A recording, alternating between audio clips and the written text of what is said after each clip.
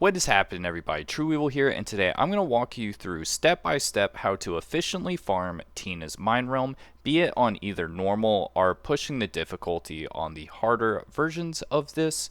And we are going to be doing this with a couple of ways. Now, if you're doing this on normal, you're going to be able to do everything on auto, but if you're doing it harder with, say, a lower ability score, what you're going to want to make sure you have is the new skill that you're going to have unlocked, which is going to be Aegis Ward. Aegis Ward is what really makes Shield Knight a valuable tank, and that is because not only do you get a bunch of armor up and defense up, but you get Prevent Death. So if you're pushing the content as a tank, there's going to be that moment where it says use the defensive skill now. Well, you finally unlocked it by the time you get to Tina's Mindrealm, so just absolutely have to equip this and play on manual if you're going to be pushing the content above your ability score. But if you're not, you can pretty much auto this fight as long as you do the mechanics. So without further ado, let's walk through how to do the mechanics of the dungeon. Now, for this dungeon, it's actually very quick to get to the boss, and it's basically just one fight and then the boss.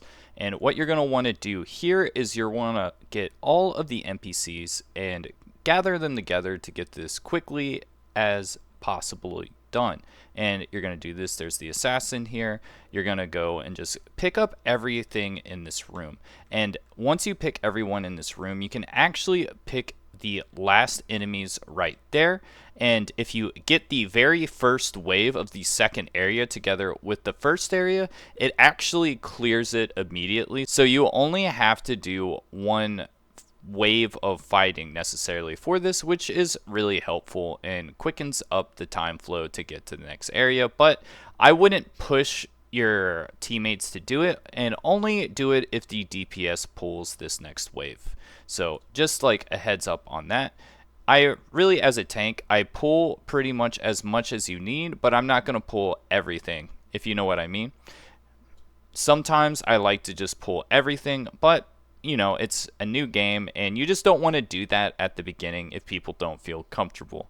Always go with what your DPS are feeling as the pace, in my opinion, but push them a little bit to see if they're down for it, you know. So without further ado, you just phantom dash after this, go back to the room and open the cupboards for the boss fight. So let's get in on that. Now, for the beginning of the boss fight, there are three very important mechanics to go about during this fight. There is basically a hot potato mechanic, there is some duplicate clones, and then there's the giant sword of death that if it hits you, you automatically die.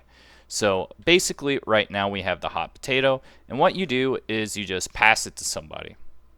And bam, don't have to worry about it anymore. And that's really important to do because you are the tank, so you don't want to have to deal with the corruption. Now here is where you get to the duplicates. Really just pick one. I, as the tank, want to go with someone as a DPS because as a tank, you're not necessarily going to be able to take it out yourself. So it's quicker to just support your DPS in that. So that's what I would recommend to do. And as you can see, pretty quick clear. Then go back to the boss. You can parry that if you want, not that big of a deal. And if you are doing this on manually, this is when you click to use the defensive skill Aegis. Now here, pretty easy to dodge. And don't necessarily even have to dodge it if you're on normal, if I'm being honest. And right now, it's about to go into the big sword of death, which is probably the funniest part of the mechanic.